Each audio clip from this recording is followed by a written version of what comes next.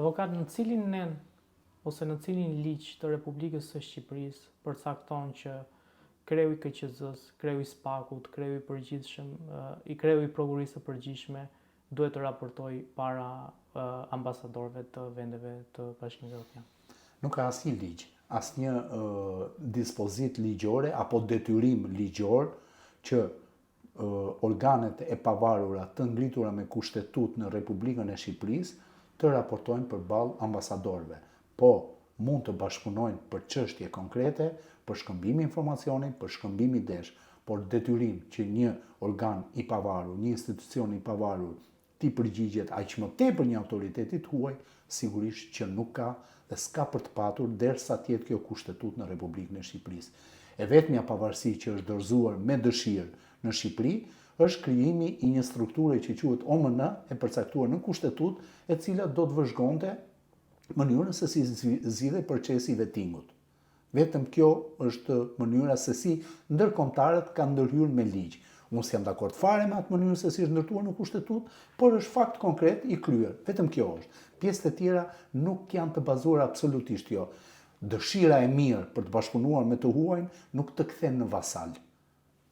A mos ndoshta duhet që krerët e institucioneve t'i thërrisnin ambasadorët në zyrën e vet dhe të mos shkonin në zyrën e ambasadorëve? Nuk ka rëndësi arsye teknike. Unë ta thash me shumë. A është një mesazh ky? Unë ta thash me shumë delikatesë për të kuptuar që me ambasadorët ti do bisedosh për çështje konkrete, për bashkëpunim bilateral në të mirë të vendit tënd, në të mirë të kryerjes tënde të detyrës. Vetëm kaq mund të qëndrosh. Dhe nuk mundet të vëmë në marrëdhënie llogaridhënie, sepse kujt po jep llogari?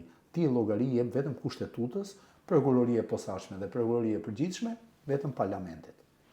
Ambasada amerikane nuk ka pasur një reagim lidhur me zgjedhjet. A mund të ndikojë në një qëndrim ky raportim që ka bërë kreu i SPAK-ut, kreu i KQZ-s dhe kreu i prokurorisë së përgjithshme? Këtu hym pasaj në fushën e konspiracionit, në fushën e spekullimit, por unë ditë të them që besoj dhe shpresoj që shqiptarët më në fund ta kuptojnë në rast se japin legjitimitet veprimtarisë zgjedhore nga vetja e tyre, mos presin mungesë legitimiteti nga ndërkombëtarët. Në rast se ti e kupton që në oborrin tënd është mbjell një pemë, mos prit të ta thotë komshiut që pema është mbjell. Avokat, ka pasur një përplasje mes mazhorancës edhe të paktën mazhorancaj që mund të veprojë ligjërisht me që ka dhe votat dhe institucionit të SPAK-ut. Dhe kjo përplasje ka nisur në fakt që përpara zgjedhjeve, por me njëherë pasi u zhvilluan zgjedhjet, përplasja e parë erdhi në një tryezë lidhur me rekomandimin që Këshilli i Ministrave i jep SPAK-ut. Nga ana tjetër Dumani u përgjigj ndaj ministrit të drejtësisë zotit Manja që rekomandimet e dhëna nga Këshilli i Ministrave në dukje dhe me një shikim të parë disa prej tyre janë të pazbatueshme. A është kjo një tentativë, po themi, vetëm mbrojtje Dumanit që në një të ardhme SPAK-ut, mos ketë, po themi, vendime të mazhorancës që ndaj SPAK-ut që të kufizohet në veprimtari? Shko, këtu në pyetjen tuaj ka shumë paradokse. Paradokse të cilat fillojnë që me momentin se me çfarë institucionesh kemi të bëjmë. Kemi të bëjmë me dy institucione ose institute të ndryshme. Kemi të bëjmë me ekzekutivin, kemi të bëjmë dhe me prokurorinë. Në Kushtetutën e Republikës së Shqipërisë e përsëris, prokuroria e posaçme dhe prokuroria e përgjithshme janë institucione të pavarura. Dhe vetëm marrëdhënie llogaridhënie këto kanë me Parlamentin e Republikës së Shqipërisë. Atëherë, pyetja lind, ç'hyn Këshilli i Ministrave në rekomandimet që duhet t'i jap prokurorisë? Po, do të diskutojmë teorinë, prokuroria është institucion i pavarur, prokuroria është pjesë e gjyqësorit, apo ta bëjmë siç e kanë disa shtete, prokurorinë, ministri brenda ekzekutivit dhe ta mbledhim mendjen. Në pikpamje kushtetuese, rekomandimet që jep Këshilli i Ministrave janë absolutisht të pabazuara në ligj dhe në princip, sepse një prokurori që është e pavarur, një prokurori që ka subjekt tërë Këshillin e Ministrave për t'i hetuar në rast se shkelin ligjin, pse duhet marrë orientime dhe rekomandime nga Këshilli i Ministrave? ndodhemi post factum. Kjo gjë ka ndodhur. A është përplasje serioze? Nuk e di. A kemi të bëjmë me një tentativë të mazhorancës për të frustruar dhe për të kapur në vartësi prokurorinë e posaçme në veçanti? Të gjithë këto element kanë filluar më herët. Po të mbani mend, seriali Sy më sy u zbardh dhe u kthye në rekomandime të Ministrisë Drejtësisë. Jo se në serialin Sy më sy dhe në rekomandimet e Ministrisë Drejtësisë nuk ka element të pavërtet në punën procedurale të prokurorisë. Ka shumë vretje që qëndrojnë në punën procedurale të prokurorisë.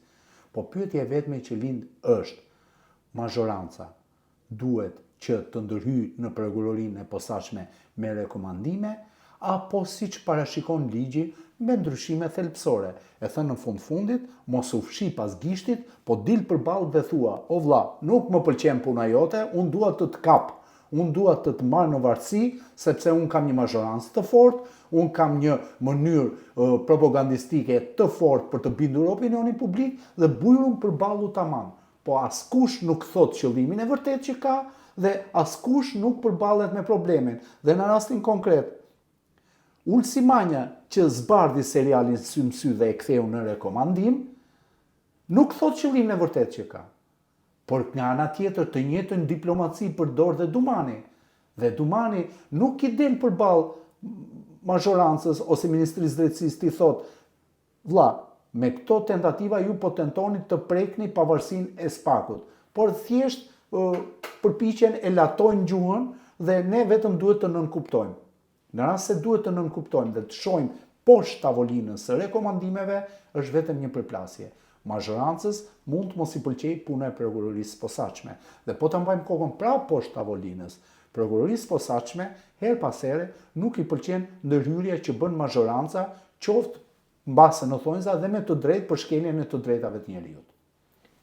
Dhe pyetja e fundit, çfarë mund të bëj mazhoranca 83K, po besoj se i bën 84, me 84 vota në Kuvendin e Shqipërisë për të direktuar punën e SPAK-ut ose për të direktuar, po themi, për të ndryshuar proceset e punës, qoftë edhe ligjin e SPAK-ut. Në rast se jemi mbi 84 vota të mazhorancës, nga pikpamja kushtetuese parlamentare, mazhoranca e ndërtuar me mbi 84 vota në Parlamentin e Shqipërisë mund të ndryshojë ato që quhen ligjet posaçme, ligje që kërkojnë shumicë të cilësuar, por jo kushtetutën. Se kushtetuta ka një tjetër marzh, është mbi 95 vota të Parlamentit të Shqipërisë. Ndryshimi i ligjeve që kërkojnë shumicë të cilësuar përfshin dhe ndryshimin e tërë kodeve që përmban Republika e Shqipërisë, ato që janë ligje të cilësuara. Kodi penal, kodi procedurës penale, kodi civil, kodi procedurës civile, kodi procedurave administrative, kodi rrugor, çdo kod do mbi 84 vota që të ndryshohet.